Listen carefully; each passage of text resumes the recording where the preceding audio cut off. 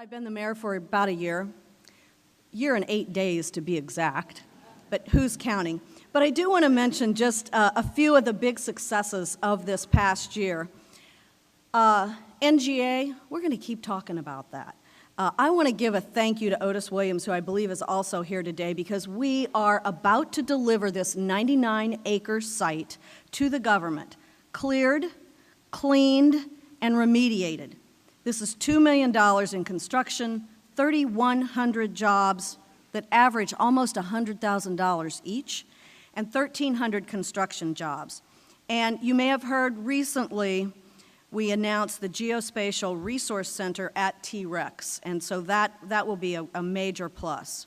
I also want to just say thank you and that we appreciate Nestle Purina's new 300 IT jobs. I think I heard someone say yes out there.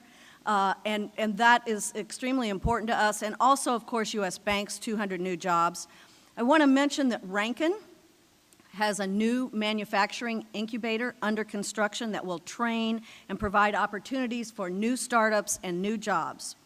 Cortex, you heard a bit about that, but it continues to boom. 5,000 employees, a new hotel, a new parking garage, new building being renovated, a new metro stop coming soon, and of course, Vicia, the new restaurant, named one of the best, actually the second best in the entire United States. So if you haven't been to Vicia, or Vicia, however you pronounce it, make a trip there.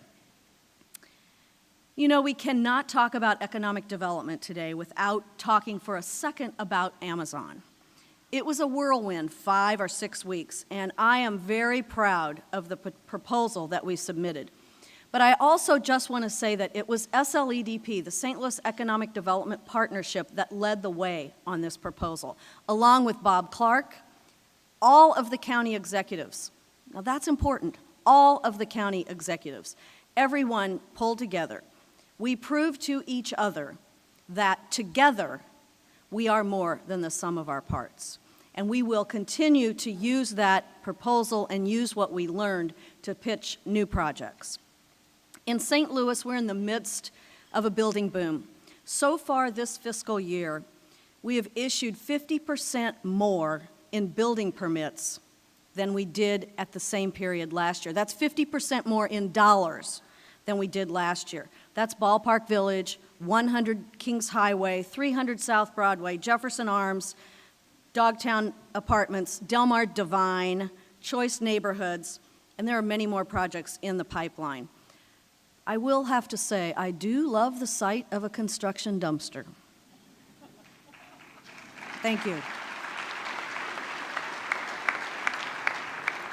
So public safety remains job one.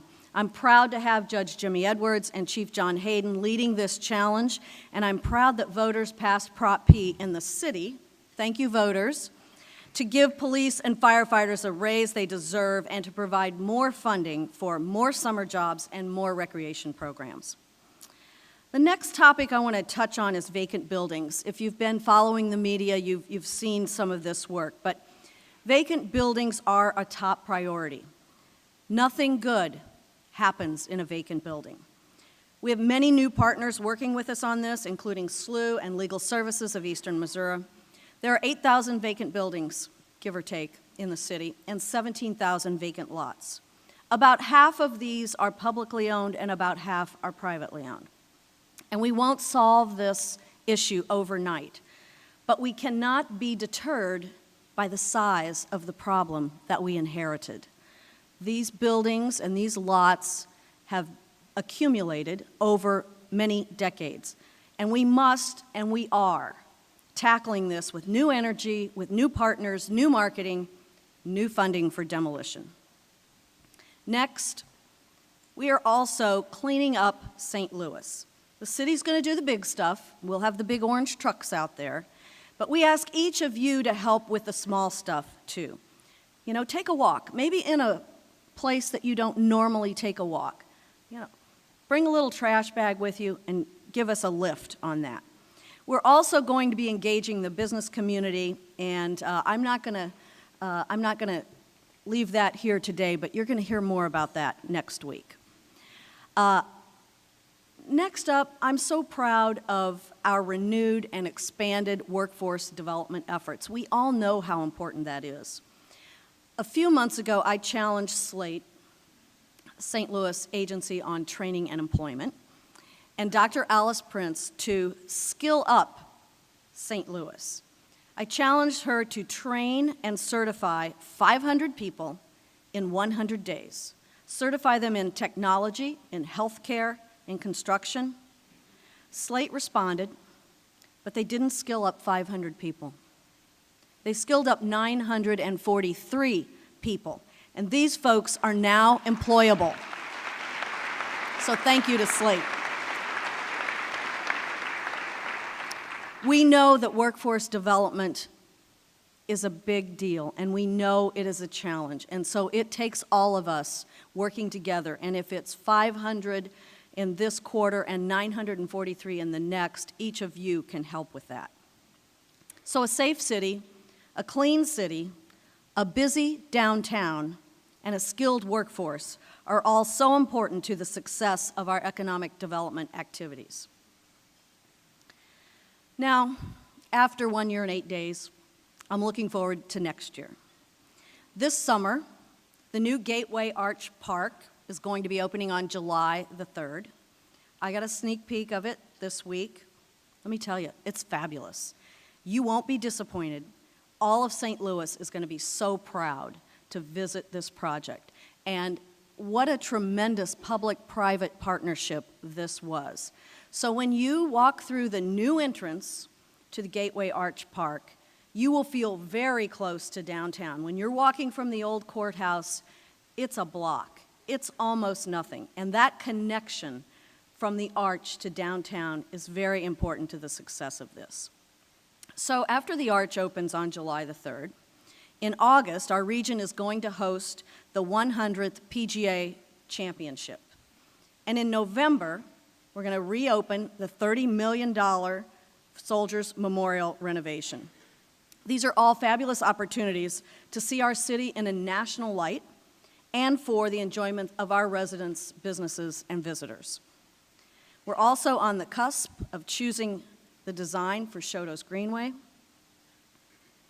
And this year, we'll come together, city, county, and state, we hope, to expand and renovate our convention center. We must have a competitive facility to keep from falling behind our peer cities and to continue to attract visitors and conventions to our city to fill up our hotel rooms and eat in our restaurants and spend money here. So I'm looking forward to working with everyone on that. We're also going to continue to pursue opportunities to have a better airport and develop it into an economic development asset. You'll hear more about that shortly as well. And finally, County Executive Stanger and I appointed a city-county governance task force.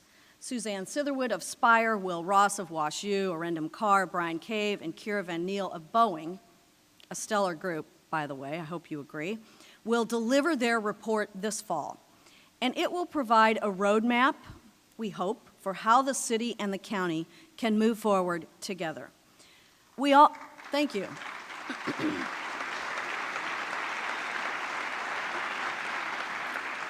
We all know this, but it's worth repeating.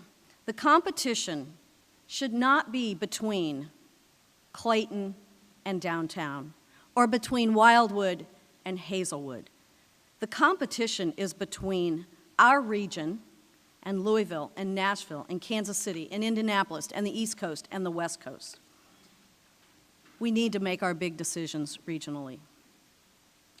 I challenge you to dream for a minute about what could we do if we didn't spend, $500 million or $1 billion a year on duplicative governments? What could we do? Could we have good schools for everybody? Could we have a more skilled workforce? Could we have more jobs, better health care, more opportunities for all of us? I think that's worth thinking about as we embark on a process that certainly will not be easy. So I leave you with just one challenge, It's a little one, so you can do it. Almost all of you are in business here, and you have openings in your company and jobs to fill. Tomorrow, hire a young person who may not be easy to hire, maybe a kid that doesn't look like your kid. Take the time to give he or she an opportunity that they might not otherwise get. It's not easy, it's a small thing, but it will make a difference. And I know that all of you are all about making a difference. So thank you so much.